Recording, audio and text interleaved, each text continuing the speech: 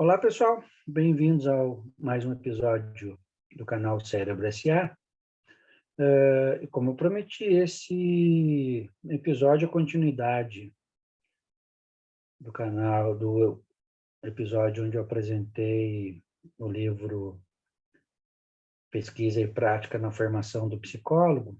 E a ideia hoje é apresentar o capítulo 6 sobre a construção da longevidade, mas antes disso eu fazer uma resenha geral de apresentação da obra para contextualizar um pouco vocês, né? Vou cuidar para não fazer nenhum spoiler, mas primeiro, né, agradecendo o convite da professora Gisley Grazielli para fazer parte, né, dessa obra com grandes nomes da psicologia paranaense, brasileira e internacional. Mas antes de apresentar o livro e o próprio capítulo de minha responsabilidade,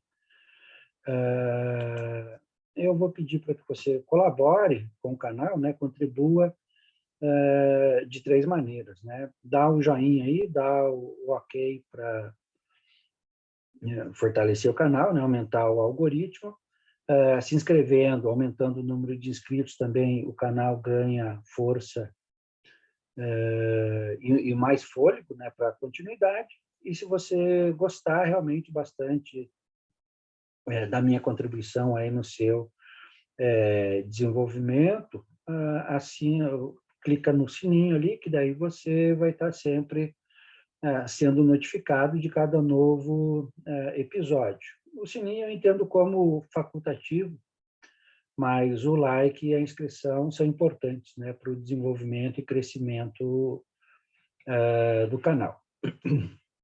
Mas vamos para o propriamente dito, né, o tema de hoje, que é a apresentação geral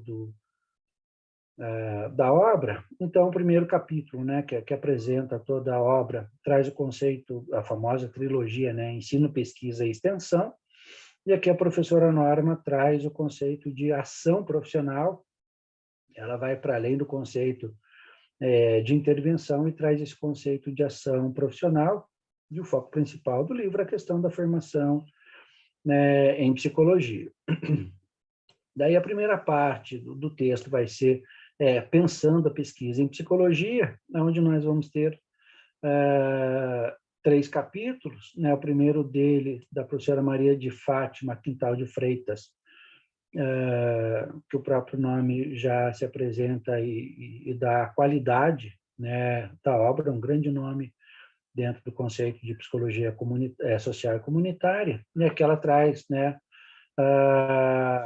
a questão da intervenção em pesquisa em psicologia social.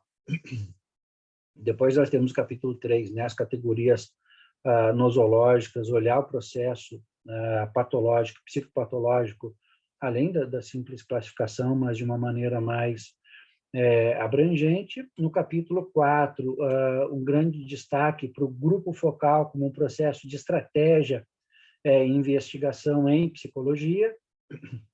Aí nós vamos para a segunda parte da obra, que é a prática de pesquisa, né, e a formação em psicologia.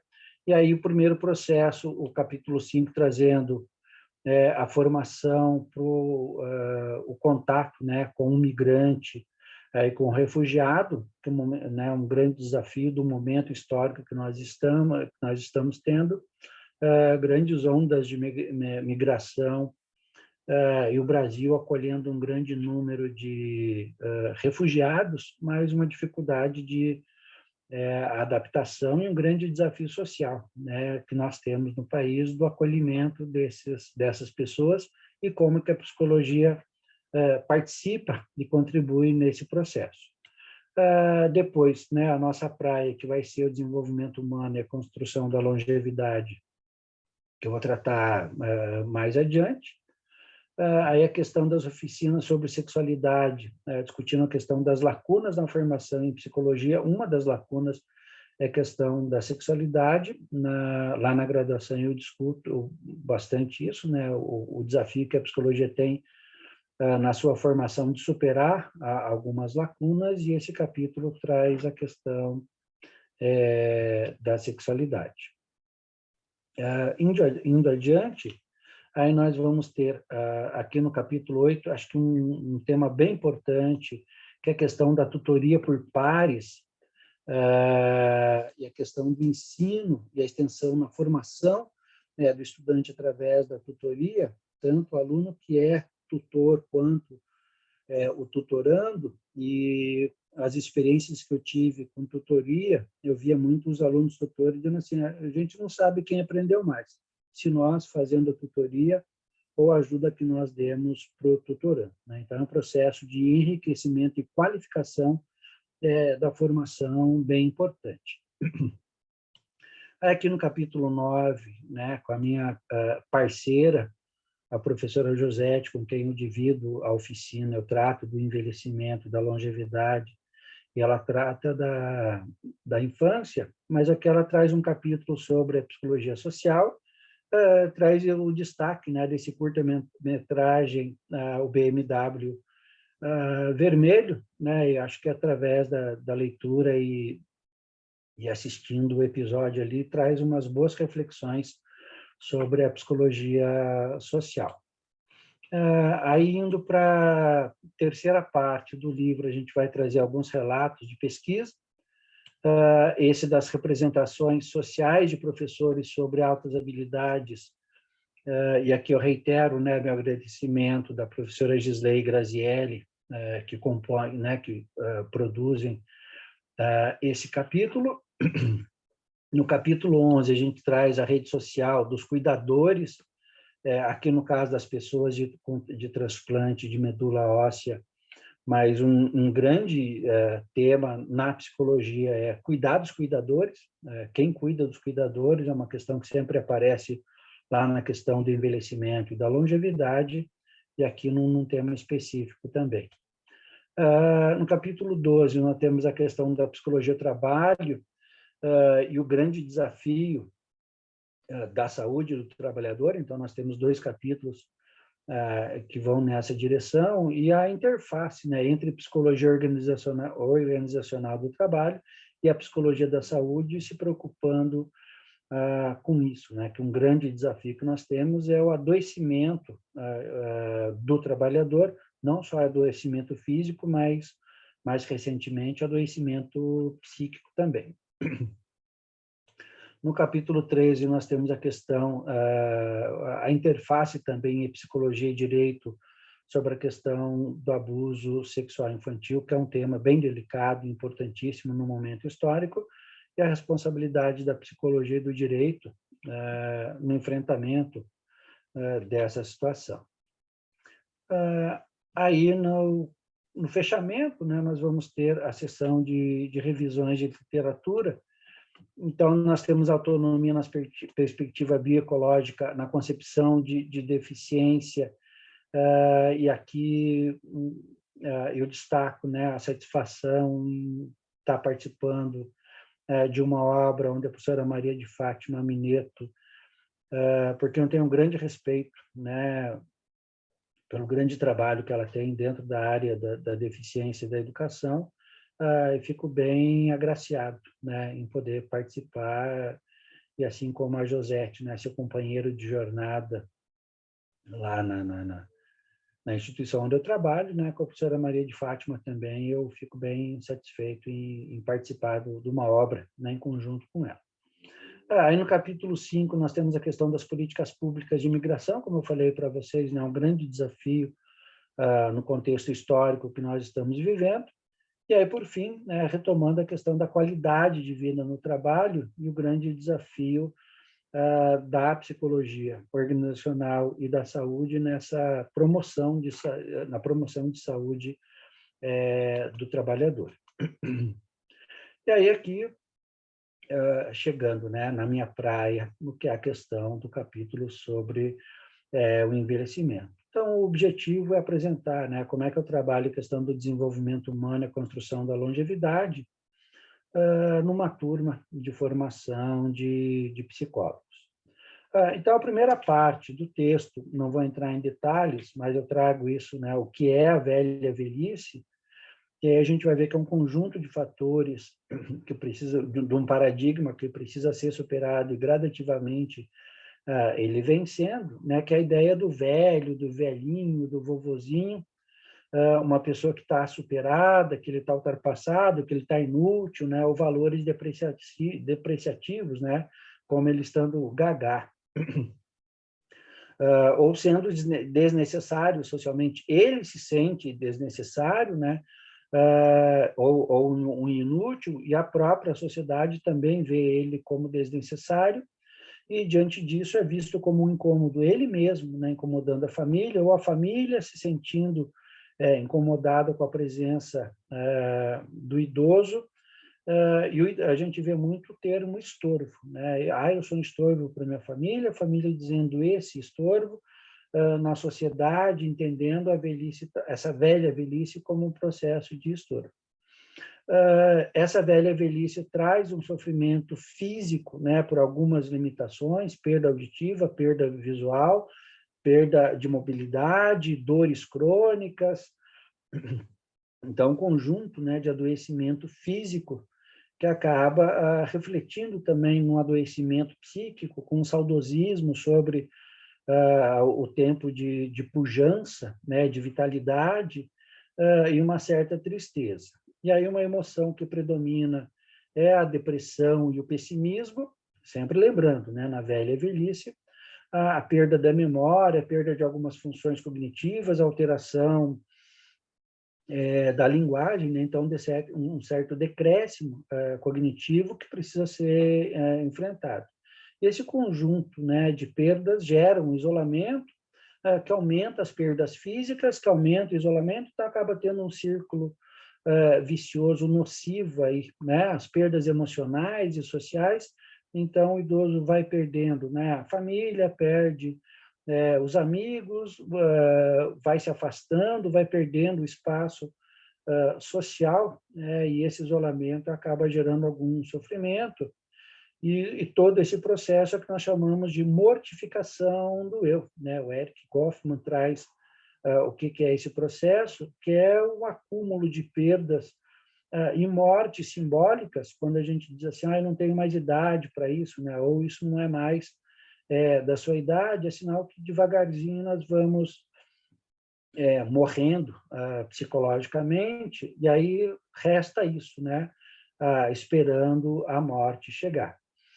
Então, eu trago primeiro esse contexto, né, detalhando com autores como é que é esse processo, e depois a gente vai para esse desafio, né, da construção da longevidade. E aí o processo de envelhecimento ele passa a ser um aspecto não só biomédico, do alimentar e higienizar o idoso, mas tem aspectos biopsicossociais que também precisam ser pensados, né? E aqui a gente não vai trabalhar mais a ideia de velho, mas a ideia de longevo, e dois conceitos fundamentais são o conceito de ageless, ou seja, pessoas que têm uma idade cronológica avançada, mas sem sintomas físicos e psíquicos do envelhecimento. E isso é construído através ao longo da vida, né, chamado lifespan, né? São esses dois conceitos que a longevidade traz.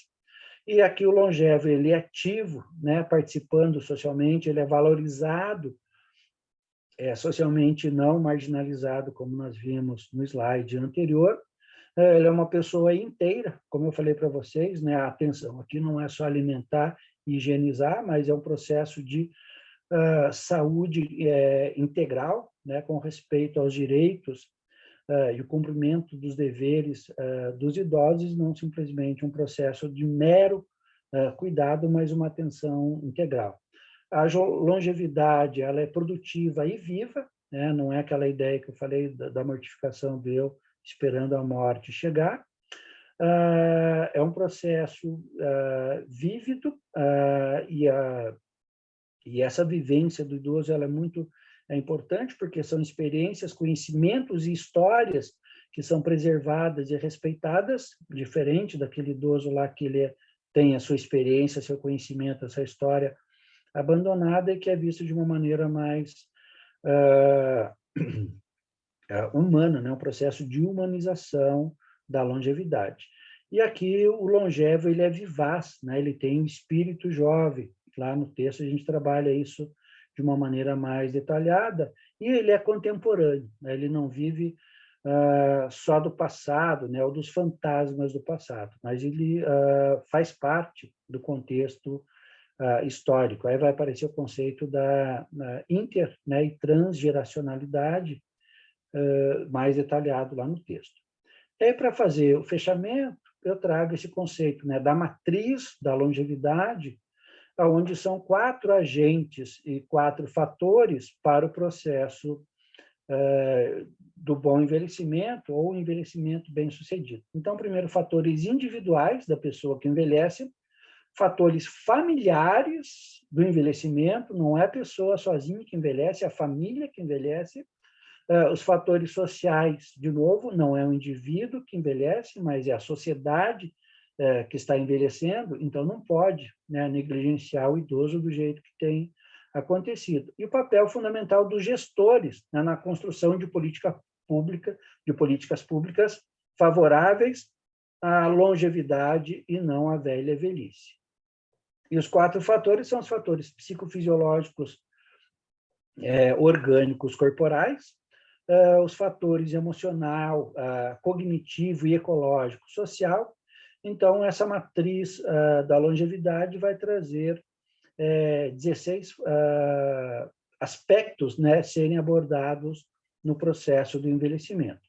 E aí esses fatores vão trazer, né, a questão da prevenção do envelhecimento para a longevidade, a manutenção daqueles aspectos positivos durante o lifespan e a reabilitação de alguns fatores que, por um estilo de vida ou algum fator genético possa ter sido perdido, então, o quanto que se promove essa recuperação e jamais, né, permitir que se aconteça ou que se caia no abandono da velha velhice, né? Então, veja que a longevidade, a construção da longevidade traz alguns aspectos importantes. E aí, por fim, como é que deve ser a formação da psicologia para as pessoas que já envelheceram, para os próprios acadêmicos que estão envelhecendo, ou seja, como é que você cuida do seu idoso interno e das próximas gerações, né? Então, a criança que tem 5 anos hoje, como é que vai ser o envelhecimento durante a sua vida com a contribuição da psicologia? Então, eu espero, né, ter trazido uma visão geral do livro e do capítulo 6, para que depois você, né, agora com a curiosidade aguçada, desfrute e aproveite bem essa contribuição, como eu falei, né? Grandes nomes paranaenses, nacionais e internacionais da psicologia, que estão oferecendo uma visão geral, né, sobre pesquisa, prática e a formação do psicólogo. Fiquem com as dicas do canal e até breve. Tchau, tchau.